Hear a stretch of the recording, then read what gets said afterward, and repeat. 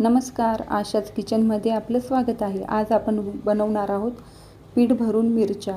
त्यासाठी आपल्याला लागणारं साहित्य आहे 2 वाट्या मी इकडे चणा डाळीचं पीठ घेतलेलं आहे।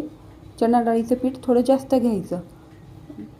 मिरच्या घेतलेल्या आहे, त्या स्वच्छ धुवून त्या थोडं उभ्या कापून घेतलेल्या आहे आणि त्याच्यातल्या जी मिरचीची बी होती ती काढून घेतलेली आहे।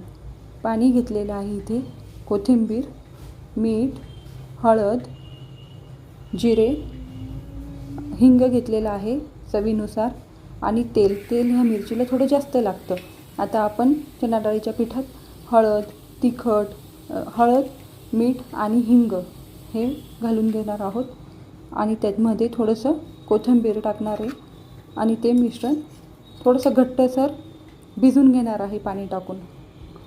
आता आपण चांगलं हे चणा डाळीचं मिश्रण ते आता थोडं पाणी टाकून भिजून घेणार आहोत।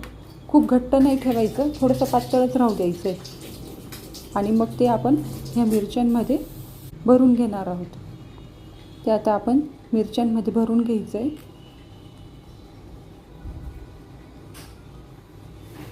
आपल्या आवडीनुसार आपण पीठ कमी किंवा जास्त करू शकतो। ह्या मिरच्या मी थोड्या तिखट होत्या ना, त्यामुळे मी बी काढून घेतलेलं आहे। तुम्ही तुमच्या आवडीनुसार बी काढू शकता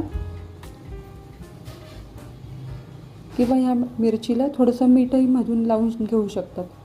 आता तेल टाकलेलं आहे तव्यावर। तवा मी कमी गॅस ठेवलेला आहे, त्याच्यावर जिरे टाकलेले आहे। जिरे आता चांगले तडतडू द्यायचे। थोडंसं जिऱ्याची फोडणी चांगली बसली की त्यात कोथिंबीर आणि आता ह्या मिरच्या आहे त्या आपण टाकून घेणार आहोत। चांगलं व्यवस्थित ठेवून घ्यायच्या आहे त्या मिरच्या आणि जे उरलेलं पीठ होतं ना तेही यावर आता चांगलं पसरवून घ्यायचं आहे। आता हे चांगल्या पद्धतीने पसरवून घ्यायचं आहे आपल्याला, म्हणजे एकसारखी वाफ बसेल मिरचींना। गॅस कमीच ठेवायचा आहे आणि ह्या मिरच्या करताना शक्यतो ॲल्युमिनियमच्या तव्यावरच करा किंवा लोखंडी तव्यावर। पातळ बुडाच्या कढईत करू नका, नाहीतर ह्या मिरच्या जळण्याची शक्यता असते। आता आपण बघू ह्या मिरच्या झालेल्या आहेत का एका साईडने।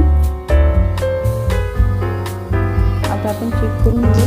आता 5 ते 10 मिनिटं मी ह्या मिरच्या ठेवल्या तर म्हणजे झालेल्याच असतील मिरच्या। आता त्या आपण पलटवून घेणार आहोत। ह्या मिरच्या माझ्या माहेरी सर्वांना आवडतात। माझ्या वडिलांना तर ह्या मिरच्या फार आवडायच्या। आमच्या इथे खूप आवडतात ह्या मिरच्या, माझ्या मुलींनाही आवडतात। आता आपण ह्या मिरच्या क्रिस्पी छान झालेल्या आहेत। आता हे जे भांड्यात थोडंसं पीठ उरलेलं होतं ना, मी त्याचं पाणी आता त्यात टाकून घेणार आहे। जास्त पाणी यात टाकायचं नाही आहे, अर्धी वाटी पाणी टाकलेलं आहे आणि हे उरलेलं तेल होतं ना तेही मी यात टाकून घेतलेलं आहे। आता 5 मिनिटं आपण कमी गॅसवर वाफ होऊ देऊ, म्हणजे मिरच्या चांगल्या शिजतील। आता आपण चेक करून घेऊ मिरच्या शिजल्या की नाही।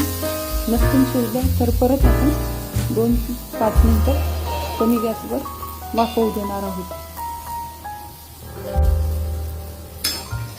दिसायलाही छान दिसतात ते आणि खाण्यासाठी तर खूपच चविष्ट आणि छान असतात ह्या मिरच्या। आता बघा आपल्या मिरच्या झालेल्या आहे, मी या प्लेटमध्ये काढून घेतलेल्या आहेत। मिरच्या दिसायला इतक्या छान दिसत आहे, ज्याला भूक नसेल ना तोही 2 चपाती बरोबर नक्की खाऊन जाईल। एवढी मिरची छान टेस्टी असते ही।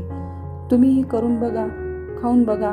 आवडली रेसिपी तर लाईक करा, शेअर करा आणि कमेंट करायला विसरू नका। थँक्यू।